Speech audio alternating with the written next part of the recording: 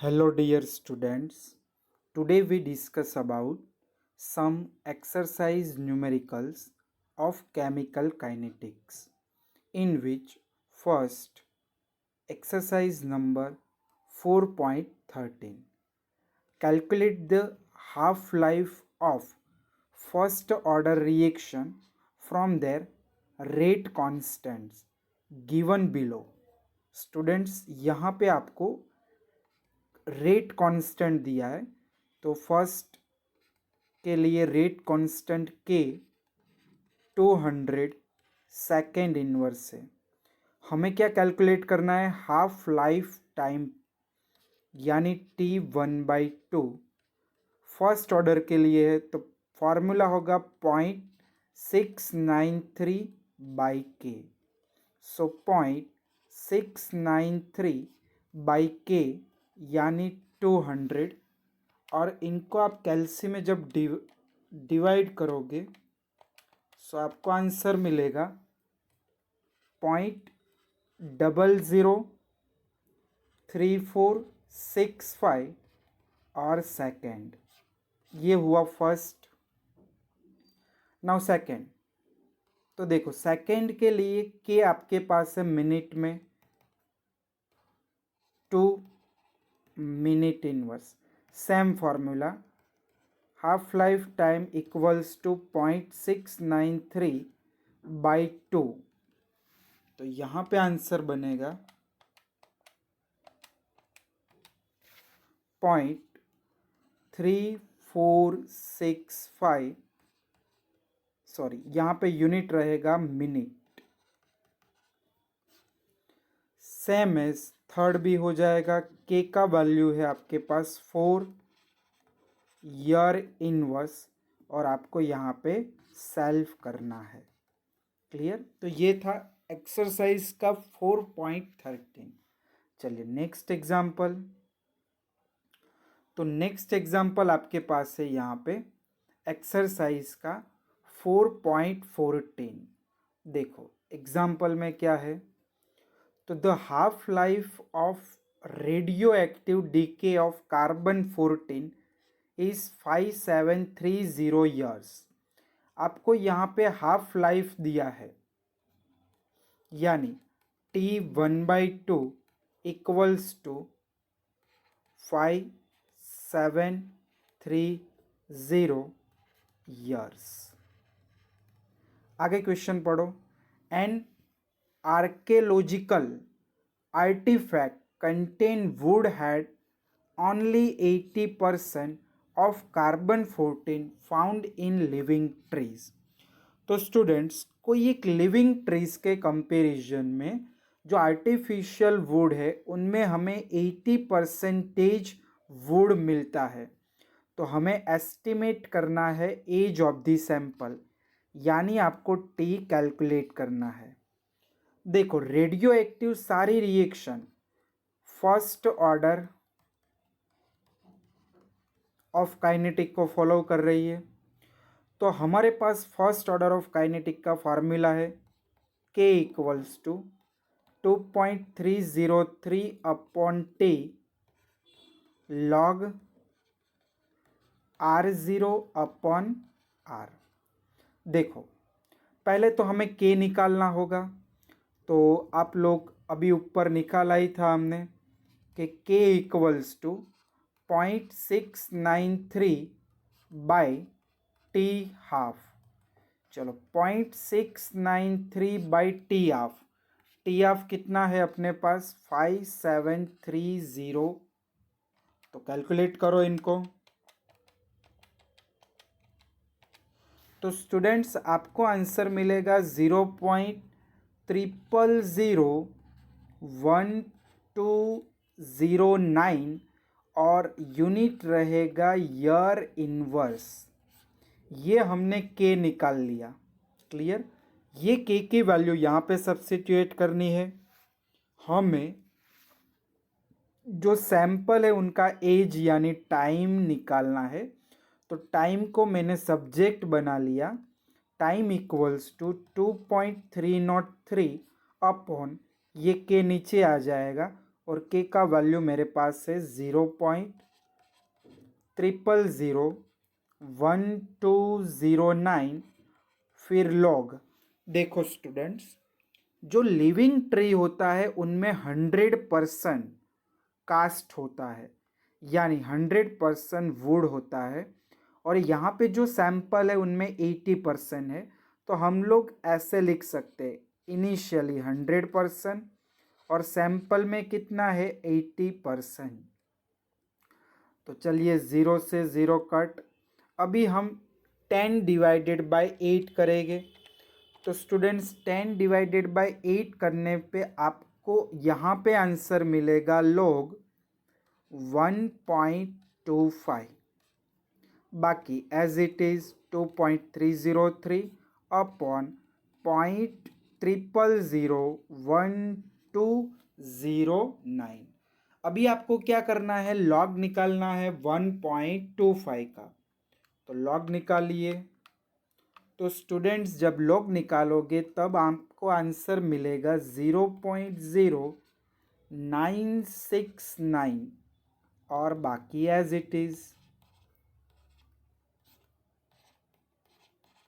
चलिए अभी last step.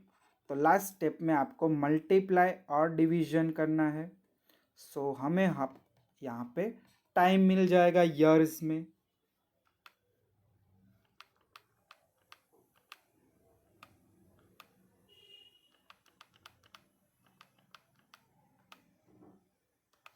तो स्टूडेंट्स आपको आंसर मिलेगा 18। कैलकुलेट करना है आपको कैलसी में 46 ईयर्स। जो भी सैंपल हमें मिला उनमें जो टाइम होगा वो होगा 1846 ईयर्स। चलिए नेक्स्ट एग्जाम्पल। तो देखो नेक्स्ट एग्जाम्पल आपको यहाँ पे दिया है 4.16। The rate constant for the first order reaction is 60 second inverse। चलिए डेटा बना देते हैं। आपको यहाँ पे दिया है value of K 60 second inverse. चलिए next, how much time will it take to reduce, यानी आपको टाइम टी निकालना है। reduce the initial concentration of the reactant to its 1/16th value। तो हमें यहाँ पे कुछ सपोज करना होगा। मान लेते हैं सपोज हम यहाँ पे ले लेते हैं initial concentration, right. Initial concentration equals to, चलो इनिशियल कंसंट्रेशन को पहले R0 इक्वल्स टू मैं ले लेता हूँ x मोलर, और हमें इनिशियल कंसंट्रेशन का 1/16 वैल्यू करना है। सो R का वैल्यू होगा x इंटू 1/16 मोलर। चलो अभी अपने पास पूरा फर्स्ट ऑर्डर केमिकल काइनेटिक्स का फॉर्मूला है, लगा देते हैं यहाँ पे फॉर्मूला। तो देखो T equals to 2.303 upon K log R0 upon R। चलो वैल्यू सब्स्टिट्यूट करनी है हमें। 2.303 K यानी रेट कांस्टेंट, ऊपर हमने लिखा था कितना था 60, लॉग R0 अपने पास इनिशियली कितना है x, और R कितना है x/16। x और x कट गया, ये 16 ऊपर आ गया, यहाँ पे मल्टीप्लाई होगा 2.303 अपॉन 16 इंटू लॉग 16। चलिए आपको अभी क्या करना है, लॉग 16 निकालना है। तो लॉग 16 का आंसर मिलेगा आपको 1.2041। बस अभी इनको कैलकुलेट कर लो।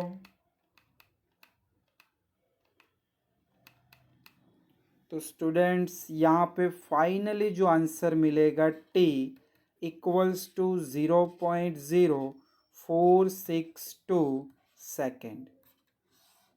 क्लियर? तो ये सम भी यहाँ पे कंप्लीट हुआ। चलिए next sum.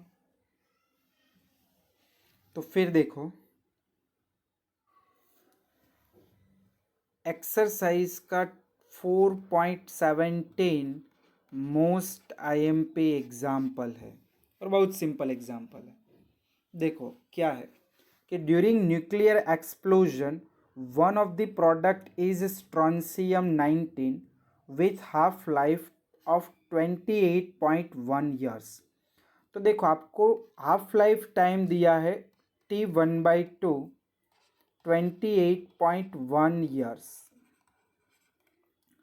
If 1 microgram of strontium was absorbed in the bone of newly born baby instead of calcium, तो देखो न्यूली बॉर्न बेबी में कैल्शियम एब्जॉर्ब होने से उसमें स्ट्रॉन्सियम 1 माइक्रोग्राम एब्जॉर्ब हो जाता है कैल्शियम की जगह पे।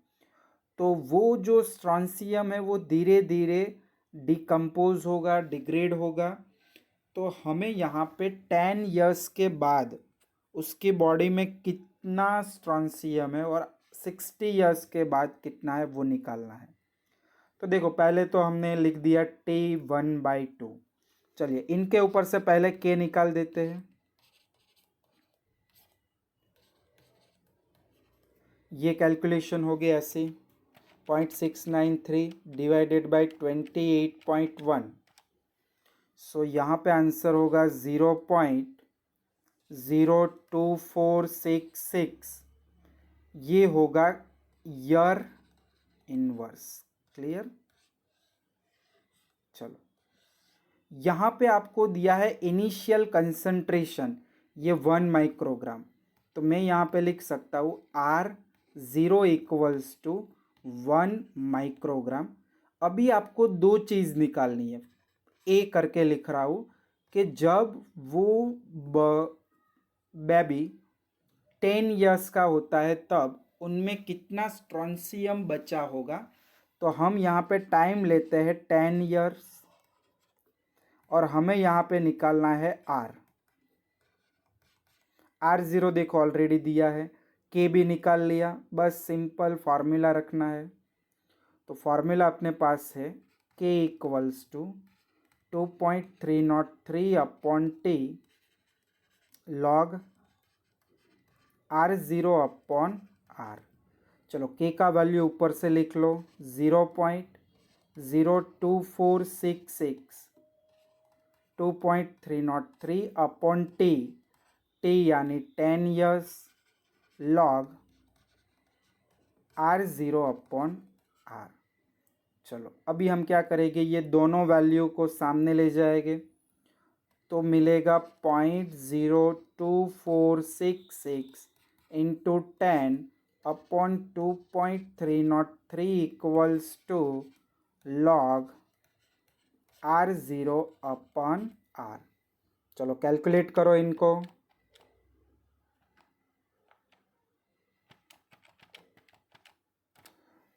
तो स्टूडेंट्स जब कैलकुलेट करोगे आप लेफ्ट हैंड साइड वाली सारे वैल्यूज़ को तो आपको आंसर मिलेगा 0.10708 equals to log R0 upon R। चलो अभी मैं यहाँ पास में लिख रहा हूँ, ये लॉग हम सामने ले जा रहे हैं। R0 आपको दिया है 1 माइक्रोग्राम।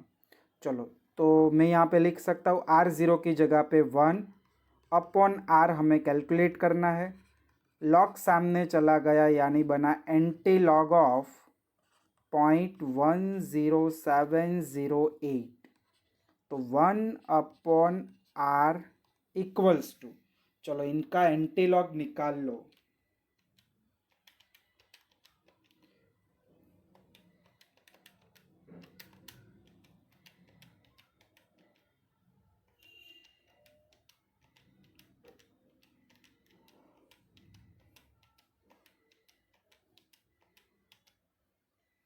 तो इनका एंटीलॉग आएगा 1.279। हमें चाहिए आर, तो आर को मैं सामने ले गया तो ये होगा 1/1.279। सो 1/1.279, सो हमें आंसर मिलेगा 0.78 माइक्रोग्राम। ये हुआ फर्स्ट आंसर। जब वो बेबी 10 इयर्स का होगा तब उनकी बॉडी में स्ट्रॉन्सियम 0.78 माइक्रोग्राम होगा। चलो अभी नेक्स्ट हमें आगे क्या करना है कि जब वो बेबी 60 इयर्स का होता है तब उनकी बॉडी में कितना स्ट्रॉन्सियम है। तो देखो सेम कैलकुलेशन जो ऊपर की है वैसे ही करना है। टी इक्वल्स टू लेना है 60 इयर्स और हमें आर निकालना है, राइट। तो हमारे पास फॉर्मूला भी है K equals to 2.303 upon T log R0/R। चलो के का वैल्यू हमें ऊपर से ही मिलेगा, तो चलिए ऊपर देख लेते हैं। देखो ये के का वैल्यू 0.02466, राइट। तो चलो यहाँ पे रख देते 0.02466। चलो टाइम कितना है 60 इयर्स, लॉग R0 कितना है 1 और R हमें कैलकुलेट करना है। देखो जैसी कैलकुलेशन ऊपर बनी वैसे ही कैलकुलेशन करनी है। ये वैल्यूज़ को सामने ले जाओ पहले तो, into 60 upon 2.303 equals to log 1/R। चलो लेफ्ट हैंड साइड में जो भी वैल्यूज़ है उनको सॉल्व आउट कर लो पहले। तो स्टूडेंट्स आपको यहाँ पे इनका सॉल्यूशन मिलेगा 0.6425 इक्वल्स टू लॉग 1/R। अभी देखो आगे जैसे कैलकुलेशन की लॉग को मैं सामने ले जा रहा हूँ यानी एंटी लॉग होगा। तो 1/R equals to anti log of 0.6425। तो देखो 1/R इक्वल्स टू इनका एंटीलॉग लेना है 0.6425। तो देखो एंटीलॉग के जो स्टेप्स है वो भी मैं आपको क्लियर करवा दूं। क्या करना है, तो पहले तो ये वैल्यू कैल्सी में ले लो, फिर डिवाइड 3558, फिर +1, फिर इनटू इक्वल्स टू हमें 13 टाइम्स करना है।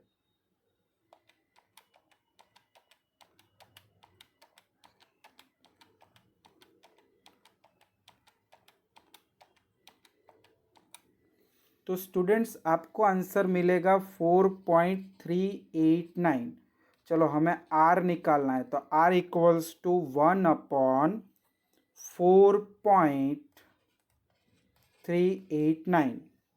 तो 1/4.389, तो स्टूडेंट्स आंसर होगा 0.2278 माइक्रोग्राम। तो जब वो बेबी 60 इयर्स का होगा तब उनकी बॉडी में स्ट्रॉन्सियम कितना होगा 0.2278। तो दो आंसर हमने निकाले।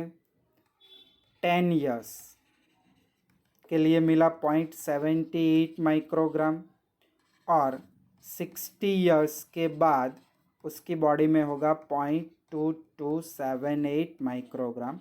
इनिशियल कितना था 1, तो आप देख सकते हो कंसंट्रेशन डिक्रीज होती है ऐसे। फिर देखो लास्ट एक एग्जाम्पल नंबर 4.19। चलो इनको ध्यान से समझना।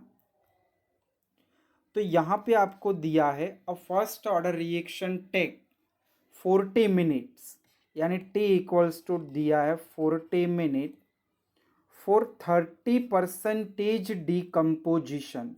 कोई एक रिएक्शन है, मान लो ए गिव्स टू बी, ये 30% डिकम्पोज हो रहा है।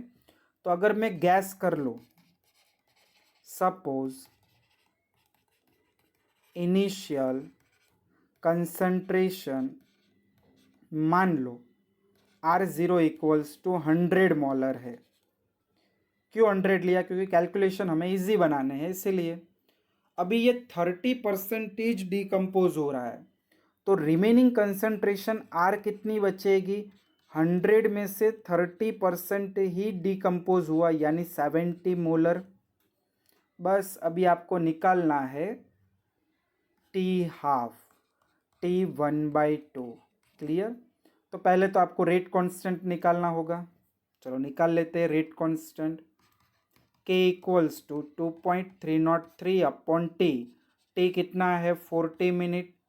लॉग R0 कितना है? 100 अपॉन आर कितना है? 70। 0 कट, यानी 10 डिवाइडेड बाई 7। सो आंसर मिलेगा आपको यहाँ पे 2.303 अपॉन 40 लॉग 1.428। चलो इनका पहले तो लॉग निकाल लीजिए।